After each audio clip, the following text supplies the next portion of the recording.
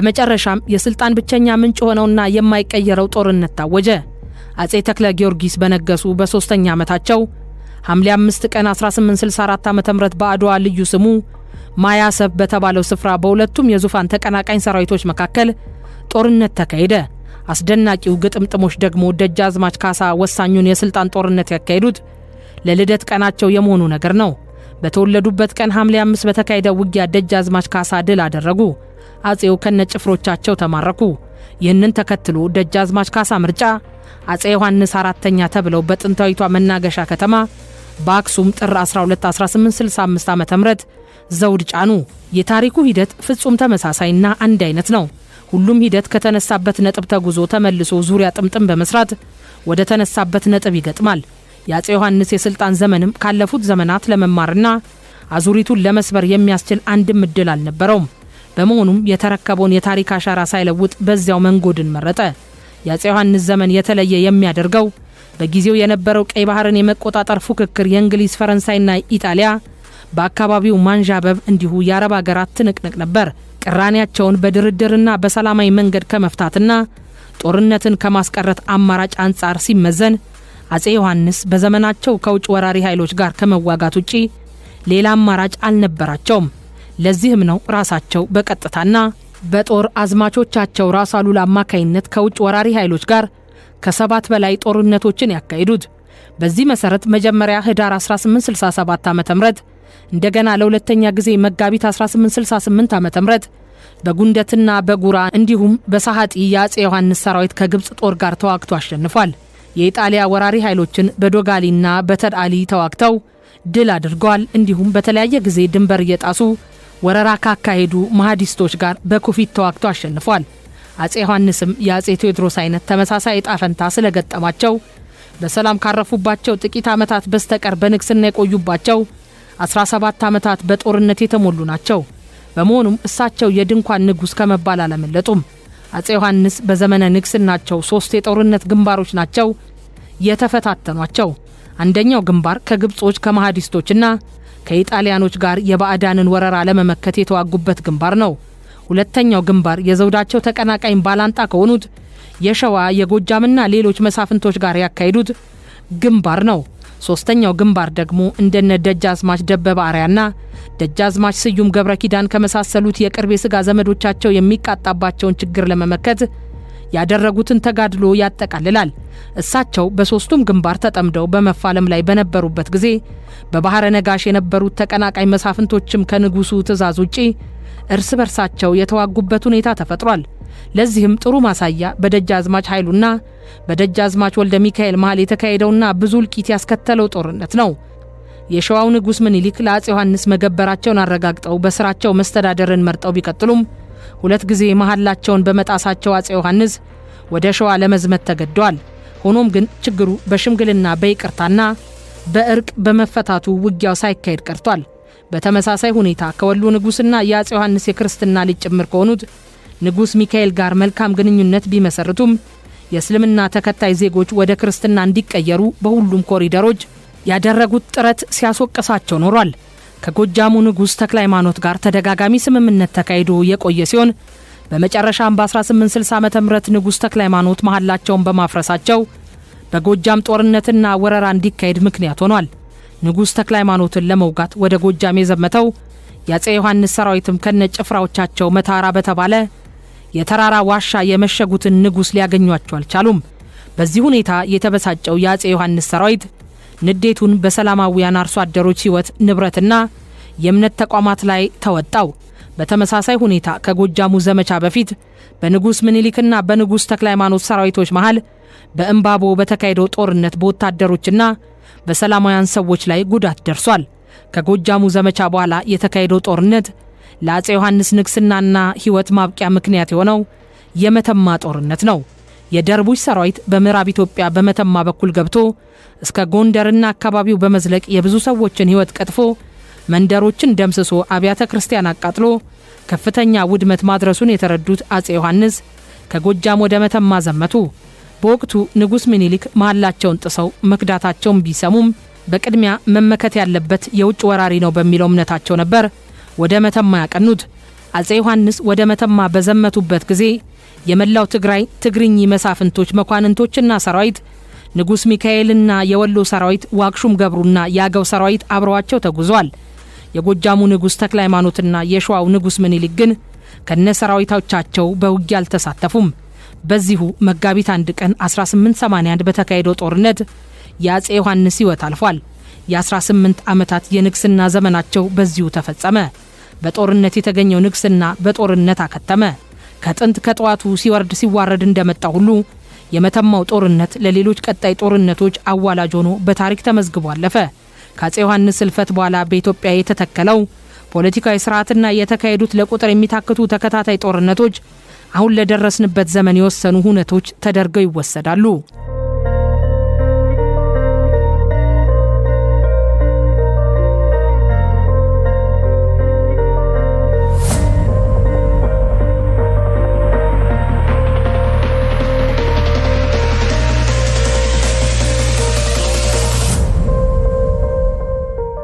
አገሪቱ እያደጉ መጥተው በሂደት ለሆኑት ፖለቲካዊ፣ ማህበራዊ፣ ወታደራዊ በአጠቃላይ የሀገረ መንግስት ምስረታ ክስተቶች መሰረታቸው ከዘመነ መሳፍንት ቀጥሎ ይህ ዘመን በመሆኑ በጥልቀት ሊመረመርና ሊተነተን እንደሚገባ ብዙዎች ይስማማሉ። አጼ ዮሐንስ በጥይት ቆስለው አልጋ ላይ ያሉ ወራሽ ዙፋናቸው ራስ መንገሻ እንደሆኑ ቢናዘዙም ይህን ኑዛዜ በትግራይ ትግርኝ ተግባራዊ መሆን አልቻለም። የትግራይ ትግርኝ ሰሜናዊ ክፍልና ባህረ ነጋሽ እየተባለ የሚጠራው ግዛትም በኢጣሊያ ቅኝ አገዛዝ ስር እየገባ መሆኑ በስፋት እየታየ ነበር። ንጉስ ምኒልክም ለብዙ ዓመታት ሲያቀዱት የነበረው የዘውድ ጥያቄ ለማሟላት የተቀናጀ ዝግጅት ማድረግ ቀጥለዋል። ይህም በመሆኑ በመተማ ጦርነት አማካይነት የተወለደው ሌላው ዙር ጦርነት አይቀሬ መሆኑ በግልጽ ታየ።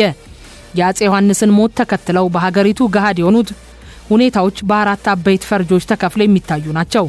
አንደኛው እይታ በትግራይ ለስልጣን የሚደረገውን ትንቅንቅና ውጤቱን በተመለከተ ነው። ሁለተኛው በሀገር ደረጃ ምኒልክ ዘውዱን ለመጫን የሚያደርጉት ትግልና ተቀናቃኞቻቸውን ይመለከታል። ሶስተኛውና ከአዲሲቱ ኢትዮጵያ መፈጠር ጋር ተያይዞ የሚታየው ቀደም ሲል ከነበረው አንድ ማዕከል ጋር ምንም ግንኙነት ያልነበራቸው ወይ ደግሞ እጅግ የላላ ትስስር የነበራቸው የምስራቅ የደቡብና ምዕራብ ኢትዮጵያ ህዝቦች የሚመለከት እይታ ነው። አራተኛው ደግሞ በሰሜናዊ ትግራይ ትግርኝ የሰፈረውን የኢጣሊያ ሰራዊትና ከቀይ ባህር እስከ ህንድ ውቅያኖስ ድረስ የተዘረጋው የአውሮፓ ቅኝ ግዛት ኃይሎችን ይመለከታል። አጼ ዮሐንስ ገና በስልጣን ላይ ከነበሩበት ጊዜ ጀምሮ ንጉስ ምኒልክ ከተቀናቃኞቻቸው ጋር በርካታ ግንባሮች ተዋግተው ወደ ወሎ ተደጋጋሚ ዘመቻ በማካሄድ የየጁ አባዋጣው ከሚመራው ሰራዊት ጋር ሰኔ 1868 ተዋግተው ድል አድርገዋል። በዚህ ዘመቻቸው የተቀናቃኛቸው ደጋፊ ነው በተባለው የወሎ ገበሬ ላይ ብዙ ግድያና ዝርፊያ ተፈጽሟል።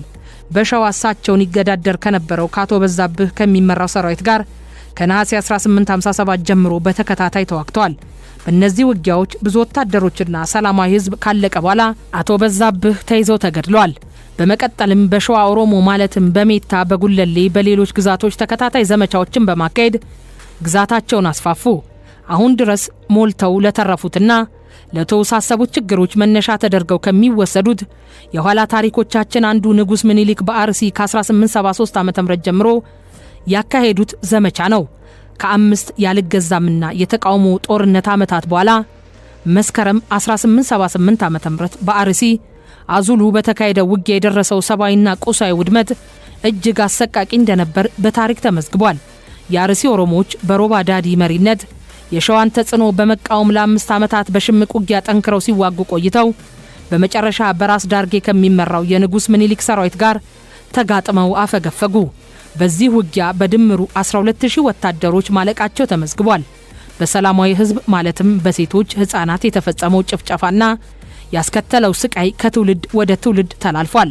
የሐረሩን አሚር አብዱላሂን ለማስገበር በጨለንቆ የተካሄደው ጦርነት ባስከተለው ጉዳትና በደረሰው የህዝብ እልቂት ከሚጠቀሱት ጦርነቶች አንዱ ነው። በዚሁ በታህሳስ 1879 ዓመተ ምህረት በተካሄደው የጨለንቆ ጦርነት በአሚር አብዱላሂ በሚመራው ሰራዊት የእስልምና እምነት ተከታዮች የሆኑት የሐረሪ፣ የሶማሌ፣ የአርጎባና የኦሮሞ ወታደሮች ተካተው ተዋግተዋል። በአብዛኛው የሸዋ አማራና ኦሮሞ የተካተቱበት የንጉስ ምኒልክ ሰራዊት የክርስትና እምነት እንደመለያው አድርጎ የወሰደ ነው። ጦርነቱ የስልጣንን የበላይነት፣ የግዛትን ማስፋፋትና መቆጣጠር ዋነኛ ባህር የተላበሰ ቢሆንም ሃይማኖታዊ ግጭትም ተጨማሪ ማቀጣጣያ ምክንያት ሆኗል። በሰራዊት ቁጥርና በጦር መሳሪያ ብልጫ የነበረው የንጉስ ምኒልክ ሰራዊት ጦርነቱን አሸነፈ። ሆኖም ግን በሁለቱም ወገን እጅግ ብዙ ቁጥር ያለው ወታደር አልቋል። የሐረሪ የታሪክ ሰነዶች እንደሚያመለክቱት ጦርነቱ የተካሄደበት የጨለንቆ ሜዳ ሸንተረርና ተራራ በሰው ደም የታጠበ መሆኑን ነው። ጦርነቱ ሃይማኖታዊ መነሻም ስለተጨመረበት ሁለቱም ተፋላሚዎች በጭካኔ ከመጎዳታቸው በተጨማሪ በሰላማዊ ህዝብ ላይ እጅግ ዘግናኝ ጭፍጨፋ ተካሄደ። በአርሲ እንደተካሄደው ዘመቻ በተመሳሳይ ሁኔታ በጉራጌ ምድር ከ1870 ዓ.ም እስከ 1889 ዓ.ም ለ10 ዓመታት ያልገዛም የተቃውሞ ትግል ተካሂዷል። በተለይ በምዕራብ ጉራጌ በሰባት ቤት በቀቤናና ወለኔ የተካሄደው ጠንካራ ያልንበረከክም ተጋድሎ በንጉስ ምኒልክ ዘመቻ ላይ ከፍተኛ ፈተናን ደቅኗል። በሐሰን ኢንጃሞ የተመራው የጉራጌ የተቃውሞ እንቅስቃሴ ከማንነትና ከእስልምና እምነት መከላከልም ጋር ስለተቆራኘ እጅግ ጠንካራና አይበገሬ ሆኖ ለዓመታት ዘልቋል።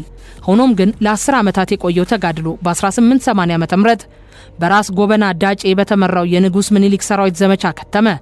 ለ10 ዓመታት የዘለቀውና በመጨረሻም በ1880 በጄዱ ሜዳ የተጠናቀቀው የጉራጌ ያልገዛም ባይነት ትግል በሰላማዊ ሰዎች ላይ ያስከተለው ሞት፣ መቁሰልና የንብረት ውድመት እጅግ ከፍተኛ ነው።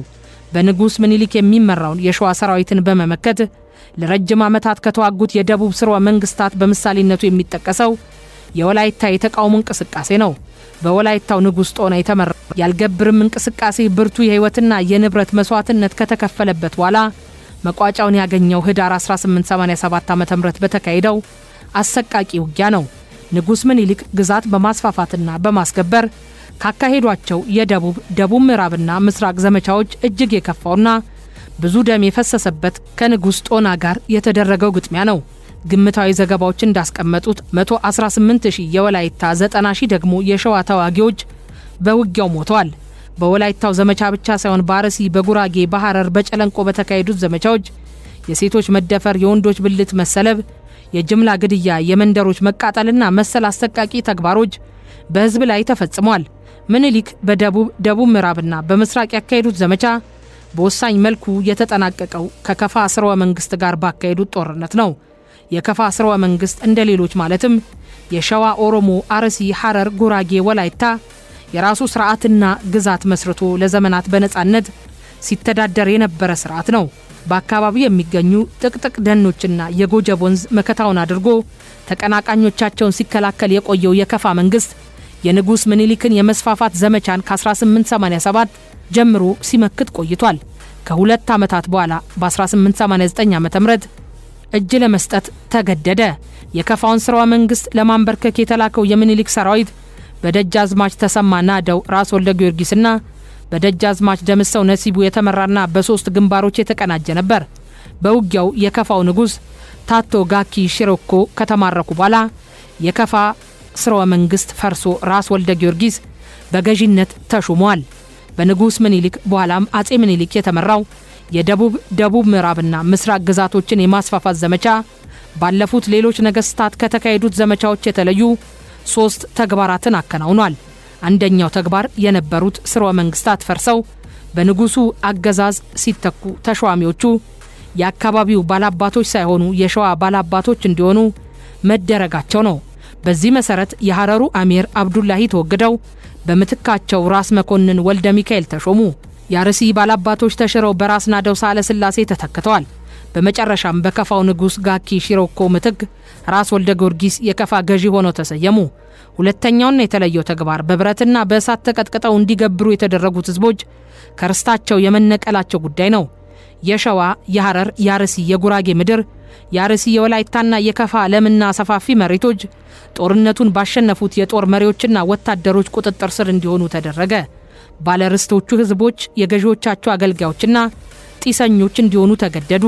ሶስተኛውና የተለየው ተግባር ዘመቻውን የመሩትና እነዚህን ህዝቦች ያስገበሩት መሳፍንቶች፣ መኳንንቶች፣ የጦር መሪዎችና ወታደሮች በወሳኝ መልኩ የክርስትና ሃይማኖት ተከታዮች የመሆናቸው ጉዳይ ነው። በአንጻሩ በግዛት መስፋፋት ዘመቻው እንዲገብሩ የተደረጉት ህዝቦች ማለትም አርሲ፣ ሐረር፣ ጉራጌ የእስልምና እምነት ተከታዮች ሲሆኑ ሌሎቹ እንደ ከፋና ወላይታ እንዲሁም የሸዋ ኦሮሞዎች ደግሞ የራሳቸው ነባር አምልኮ ተከታዮች እንደሆኑ ይታወቃል። በመሆኑም የዘመቻው ውጤት የማስገበርና መገበር ብቻ ሳይሆን የብሔራዊ ማንነት ጭቆና፣ የመሬት ባለቤትነት መብት መገፈፍና የሃይማኖት ተጽዕኖ ተዋህደው እንዲተገበሩ አድርጓል።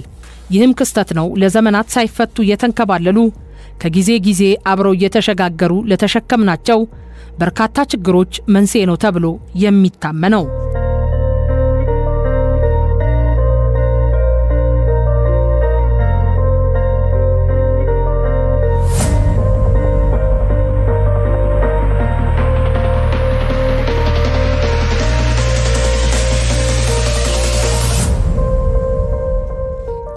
ህዳር 1882 ዓ.ም ዘውድ ጭነው የኢትዮጵያ ንጉሠ ነገሥት የሆኑት አጼ ምኒልክና የመጀመሪያው ስራቸው ያደረጉት ወደ ትግራይ በመዝመት ማስገበርን ነበር። ንጉሱ ወደ ትግራይ በገቡበት መጋቢት 1882 ዓ.ም የትግራይ መሳፍንቶች እርስ በርሳቸው ተከታታይ ጦርነቶችን አካሂደው የተዳከሙበት ወቅት ነበር። የአጼ ዮሐንስን ዙፋን ለመውረስ ይገባኛል ጥያቄ ያነሱት የትግራይ መሳፍንቶች የለኮሱት ጦርነት ትግራይን ክፉኛ ደቀቃት።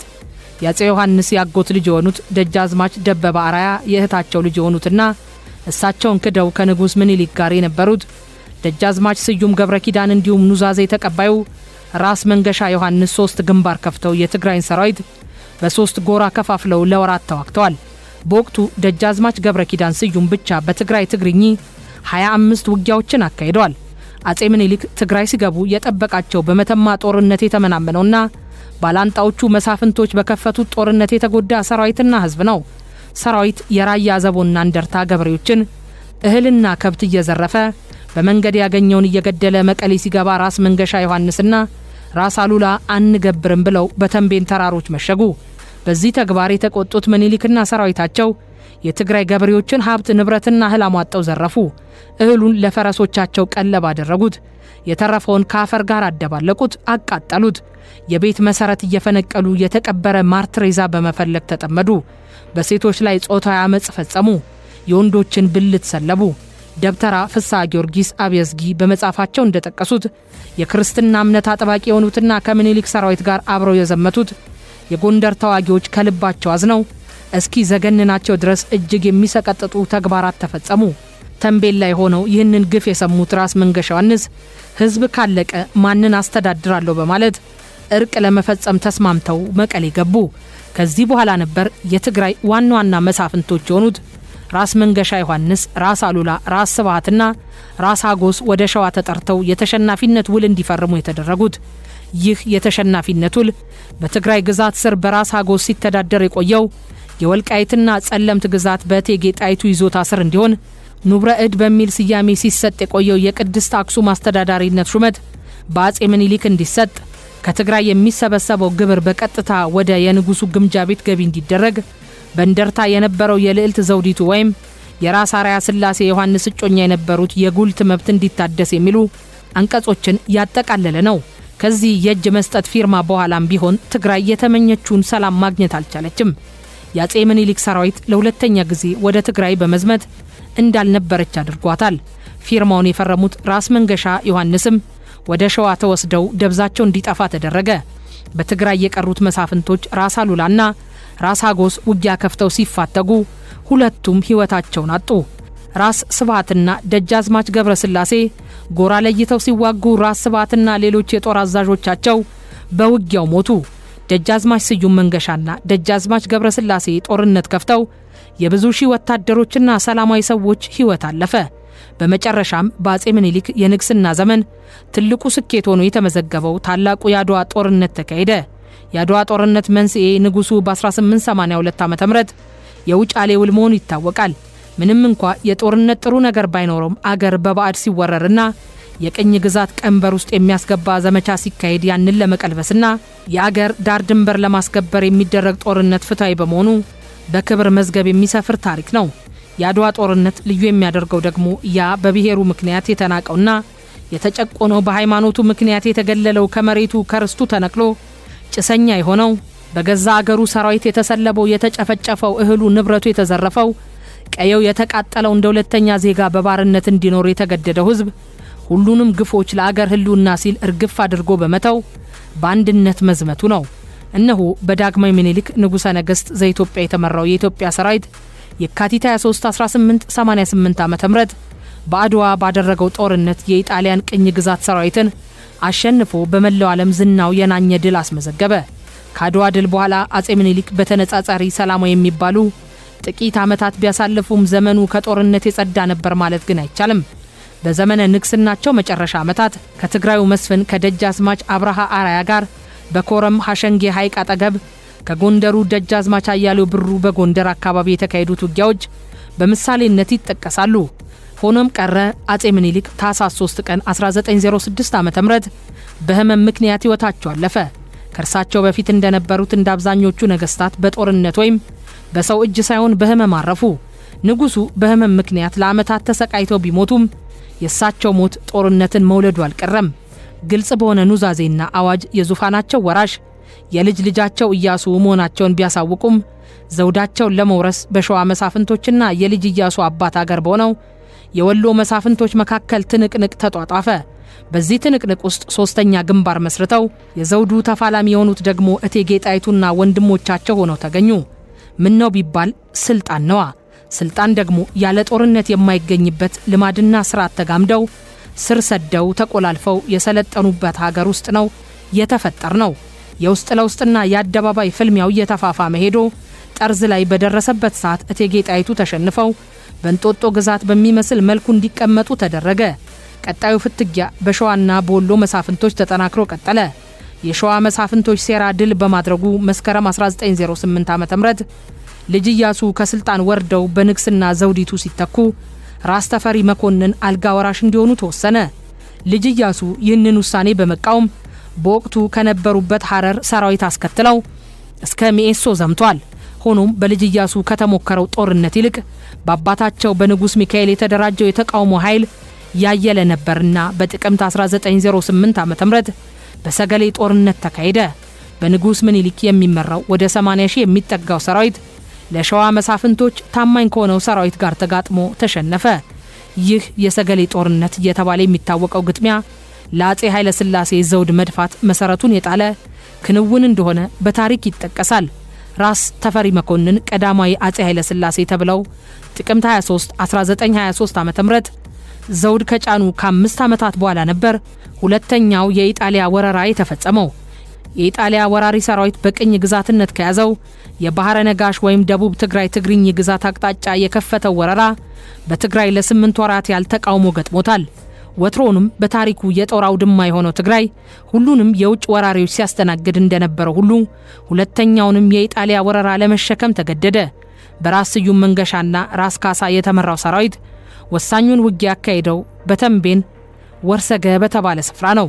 በራስ ሙሉጌታ ይገዙ የተመራው የኢትዮጵያ ኃይል ከኢጣሊያ ሰራዊት ጋር የተዋጋው በእንደርታ አምባ ራዕዶም ተራራ ነበር።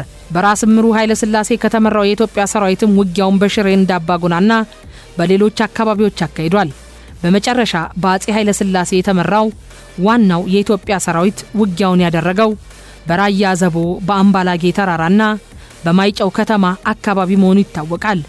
ጥቅምት 1927 ዓ.ም የመረብ ወንዝ አቋርጦ ከኤርትራ ወደ ትግራይ የገባው የኢጣሊያ ወራሪ ሰራዊት የተለያዩ የትግራይ መሬቶችን በአውደ ውጊያነት በመጠቀም ነው ያልታወጀ ጦርነት ያካሄደው። ፋሽስቱ የኢጣሊያ ሰራዊት በታንክ በመድፍ እና በአውሮፕላን ያካሄዳቸው ድብደባዎች፣ የመርዝ ጋዝ ቦምብ ፍንዳታዎች ከተዋጊው ሰራዊት አልፈው በትግራይ ገበሬዎች ላይ የጅምላ ፍጅት አካሂደዋል። ንጉሱ ከማይጨው ጦርነት ሽንፈት በኋላ በስደት ወደ እንግሊዝ አመሩ። የኢጣሊያ ወራሪ ኃይልም ሚያዝያ 27 1928 ዓ.ም አዲስ አበባን ተቆጣጠረ።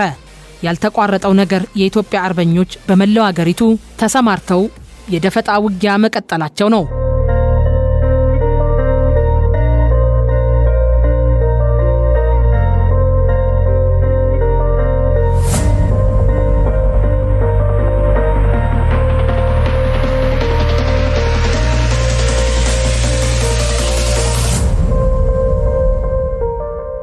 በራስ ደስታ ዳምጠው፣ በራስ ምሩ ኃይለ ሥላሴ፣ በራስ ነሲቡ ዛማኑኤልና ሌሎች የተመራው የደቡብና ምስራቅ ኢትዮጵያ የአርበኝነት ትግልም ተቀልብሷል።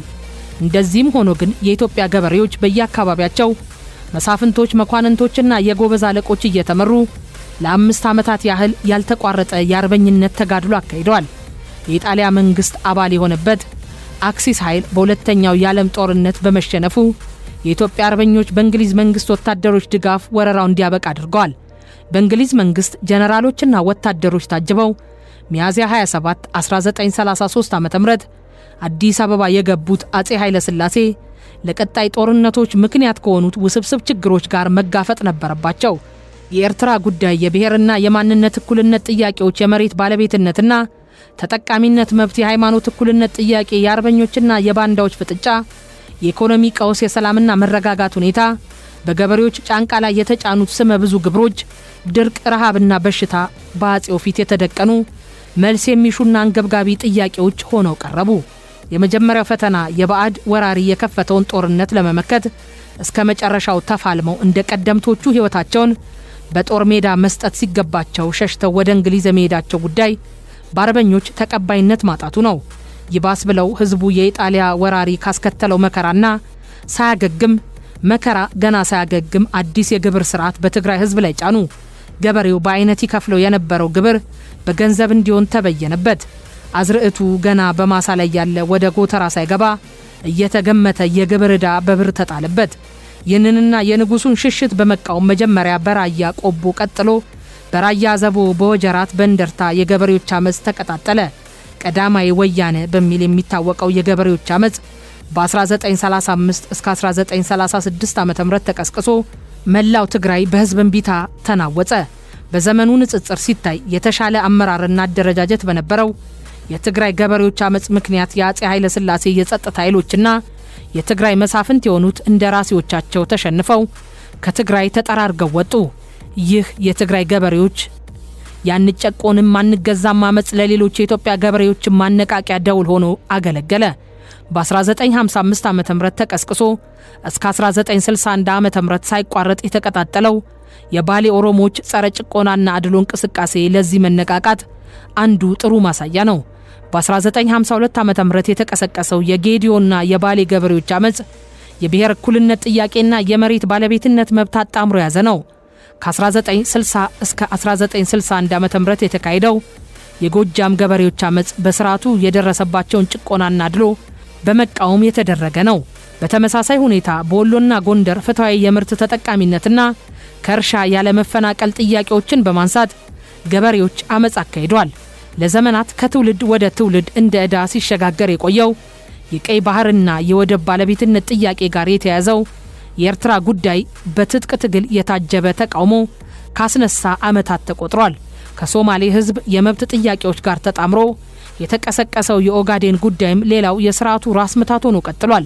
አጼ ኃይለ ሥላሴ ይህንን ፍትሐዊ ጥያቄ በገበያ ቀን ጭምር በአውሮፕላን ቦምብ በመጣል ሊጨፈልቁት ጥረት አደረጉ። ሰራዊታቸውንም በመላክ ገበሬዎችን በጅምላ በመጨፍጨፍ ሊያስቆሙት ሞከሩ። ከሳቸው በፊት የነበሩት ነገስታት ያደረጉትን ይበልጥ አጠናክረው በመቀጠል የገበሬዎችን እህል፣ ንብረት፣ መንደሮች ዘረፉ፣ አቃጠሉ፣ አወደሙ። አንድም ያስገኘው ፋይዳ ግን አልነበረም። የዓለም የጦርነት ታሪክ በአጠቃላይ የኢትዮጵያ ደግሞ በተለይ በጉልህ የሚያሳየው ጉዳይ ለጦርነትና ግጭት መንስኤ የሆኑት ጉዳዮች በመሰረታዊነታቸው አንድ አይነት መሆናቸውን ነው። ለጦርነት መንስኤ የሆኑት አበይት ጥያቄዎች አንድም ከሀብት ምንጭ ቁጥጥር፣ ሁለትም ከማንነትና ሃይማኖት ጋር እጅግ የተቆራኙ ናቸው። የሀብት ምንጭ ሲባል መሬት፣ ባህርና አየርን ያጠቃልላል።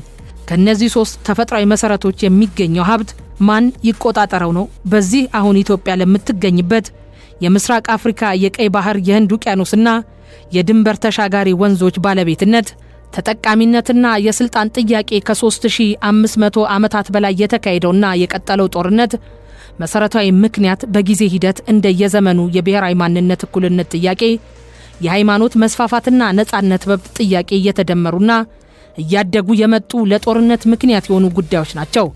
አጼ ኃይለ ሥላሴም ከነዚህ ለ3500 ዓመታት ሲንከባለሉ ከመጡት መሰረታዊ ጥያቄዎች ጋር ነው የተፋጠጡት። መሬት፣ ባህር፣ አየር፣ የብሔር ጥያቄ፣ የሃይማኖት እኩልነትና የስልጣን ጥያቄ። ከዚያ በኋላስ ተራዬን ልረረው። ወቅቱ በ1972 ዓ.ም ነው።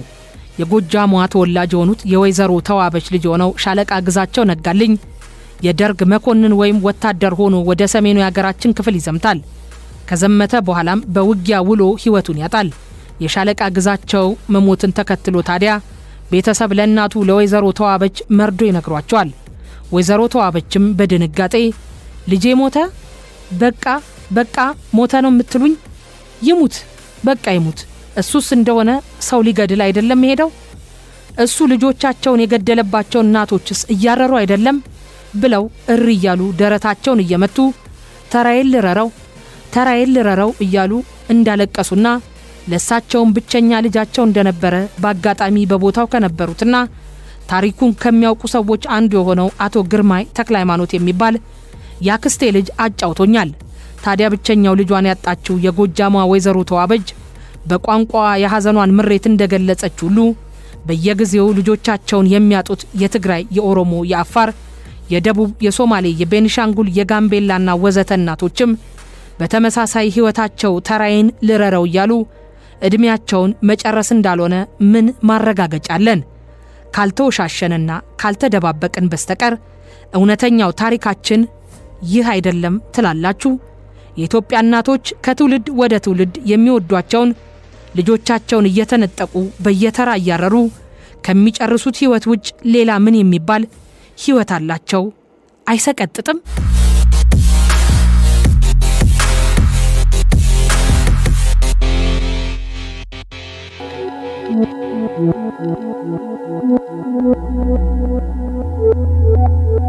ቀጣዩን የትረካውን ክፍል ለማድመጥና በቋሚነት ለመከታተል ቀጣዩ የትረካው ክፍል ሲለቀቅ ማሳወቂያ እንዲደርሶት ቻናሉን ሰብስክራይብ እና ሼር ያድርጉ። የደወል ምልክቱን ይጫኑ።